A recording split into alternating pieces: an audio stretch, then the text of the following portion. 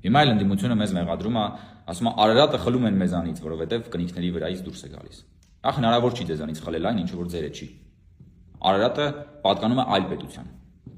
Չի կարելի լինել պետություն ունեցող քաղաքացի եւ առաջնորդել պետականազուրկ մարդու մտածողությամբ։ Իսկ պետականազուրկ մարդը ամեն ինչ կարող համանի իրանը, ասի սա իմ պատմական բնորանն է։ Եթե պատմական բնորանի տրամաբանությամբ գնանք, մեր պատմական բնորանը շատ մեծ է եղել։ Կարող է պարզվի, որ մենք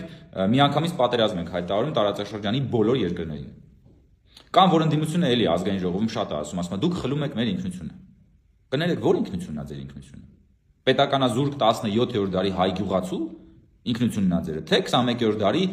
Հայաստանի Հանրապետության քաղաքացու ինքնությունն է ձերը։ Եթե 17-րդ դարի գյուղացու պետականազուրկ, ուրեմն վաղվանից ես առաջարկում եմ ազգային ժողով գալ տրեխներով, խուրջինը քսեք ուսների եւ մագաղաթի վրա կգրեք կամ ինչ որ ուրիշ բանի վրա։ Հրաժարվեք բոլոր նոր տեխնոլոգիաներից, ձեր iPhone-ներից, մեքենաներից, էշով եկեք ազգային ժողով, գործի հարգելի ընդդիմություն։ Եթե տենց է, եթե ձեր ինքնությունը դա է, մենք չենք պատրաստվում դա խլել ձեզանից։ Բայց եթե մենք 21-րդ դարում ենք ապրում եւ ունենք պետություն, մենք պիտի առաջնորդենք պետական տրամաբանությամբ։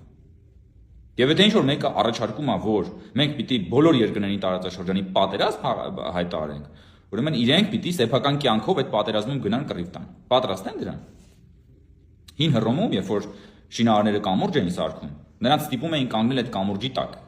որ սեփական կյանքով փորձարկեն կամուրջի ամրությունը։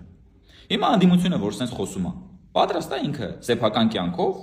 իրենք պատրաստ են սեփական կյանքով փորձարկել իրենց քաղաքականության հետևանքները։ Իհարկե պատրաստ չի։ Դուք նույնիսկ ձեր երեխաներին եք ուղարկում ուրիշ երկրներում ծնվելու, որ հանկարծ չդառնան Հայաստանի Հանրապետության քաղաքացի, հետո գալիս եք այստեղ կուրս ծեծելով Արարատն եք պաշտպանում։ Սիրեք Արարատը, հմայվեք նրա վսեմաշուք տեսքով, որևէ մեկը ձեզանից ձեր տեսադաշտից Արարատը չի կարող խլի։ Միայն երևի եղանակային պայմանները կարող են խանգարել։ Բայց մենք ունենք այն, տեժն ենք նրա, ինչը որ գտնվում է Հայաստանի Հանրապետության միջազգայինորեն ընդունված սահմաններից այս կողմում։ Սա նշանակում է ունենալ պետություն եւ առաջնորդվել պետություն ունեցող քաղաքացու տրամաբանությամբ եւ ոչ թե պետականազուրկ հայի հոգեբանությամբ։